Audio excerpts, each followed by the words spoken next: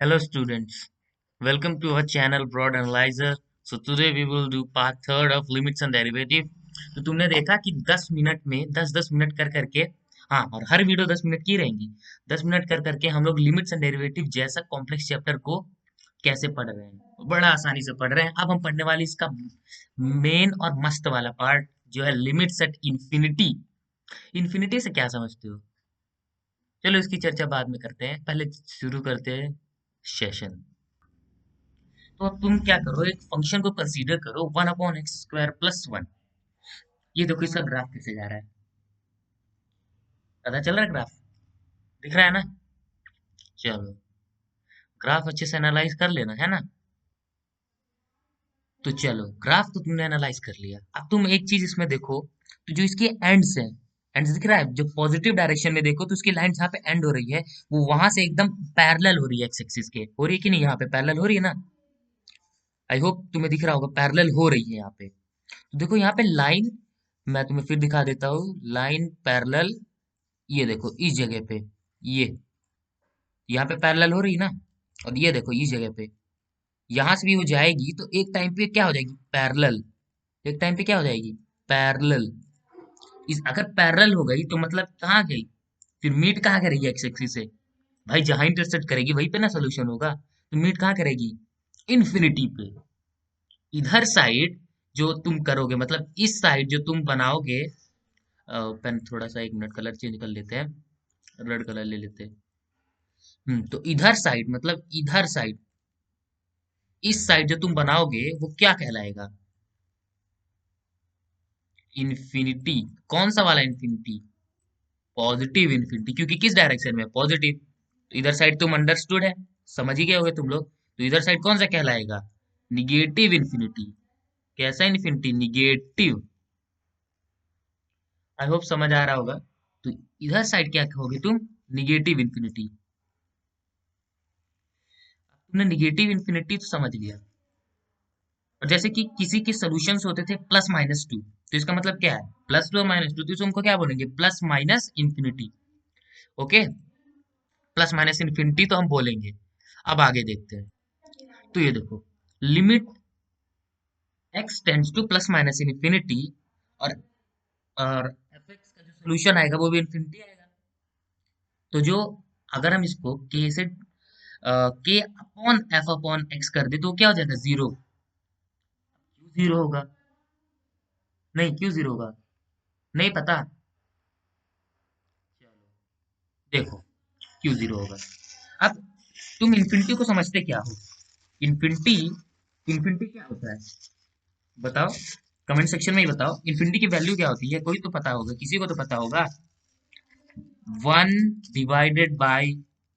1/जीरो, ये इन्फिनिटी की वैल्यू होती है। ठीक है ना? ये क्या होता है? इन्फिनिटी।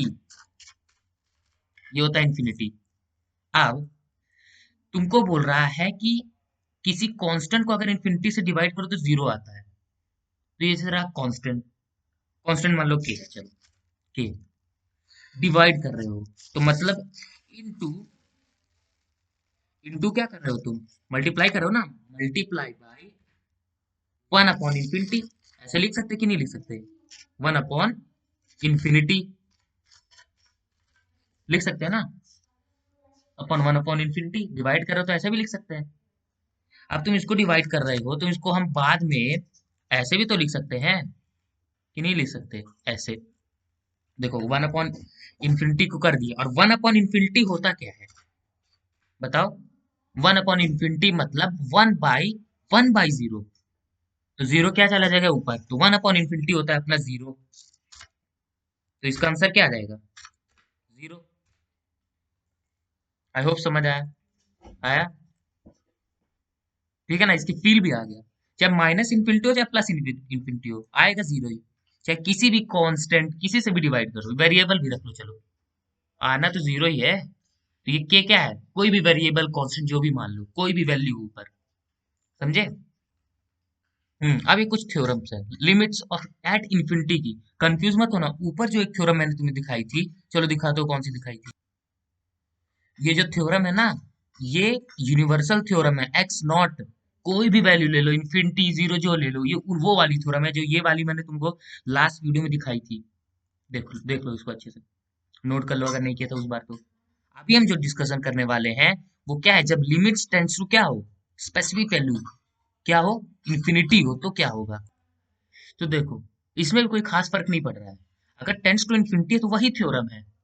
अगर तुम दो फंक्शन को या तो प्लस करो या माइनस करो, दो फंक्शन को प्लस माइनस करने के बाद उसमें लिमिट लगा रहे हो, या फिर तुम पहले एक फंक्शन पे लिमिट लगा रहे हो, दूसरे फंक्शन पे लिमिट लगा रहे हो, फिर उसके बाद दोनों को ऐड कर रहे हो, सेपरेटली लिमिट लगा लगा के ऐड कर रहे हो, तो दोनों आपस में इक्वल ही होते हैं। डायरेक्ट इनडायरेक्ट मेथड एक ही है, और बाकी सब सेम है पहले वाले की तरह। ओके, क्योंकि यूनिवर्सल थ्योरम पढ़ी थी ना, वही है, बस इसको ऐसे रख दिया है।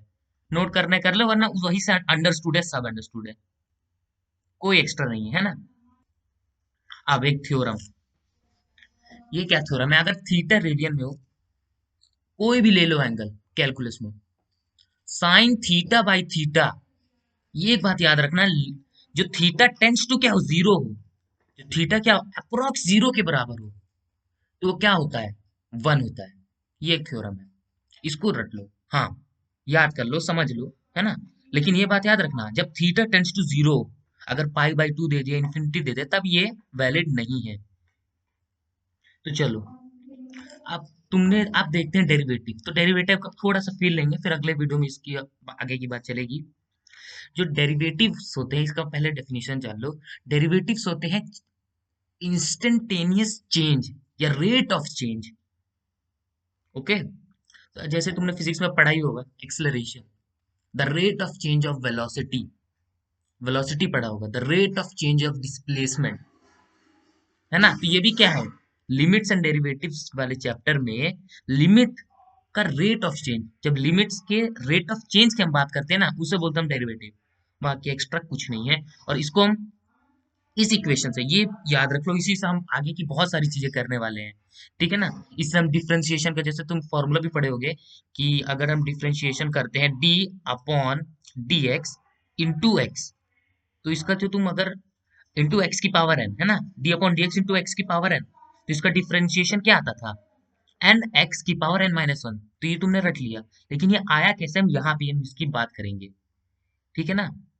हाँ, तो पहले ये याद रख लो, पहले ये वाला जो फंक्शन है, आई होप तुम्हें दिख रहा होगा, ये वाला फंक्शन, ये जिसको मैं अभी क्या कर रहा हूँ, हाईलाइट कर रहा हूँ, ये वाला फंक्शन, ये जो फंक्शन है, इसको क्या कर लो, पहले अच्छे से रट लो, इसको रट लो, या फिर रेट ऑफ चेंज है, ये तो तुम्हें पता ही होगा फिर, है ना, रेट ऑफ चेंज तो तुम्हें पता ही होगा। चलो आगे बढ़ते हैं। हाँ, अब डेरिवेटिव को कैसे रिप्रेजेंट करें भाई, फंक्शन का तो तुमने रख लिया, अब डेरिवेटिव को कैसे करें।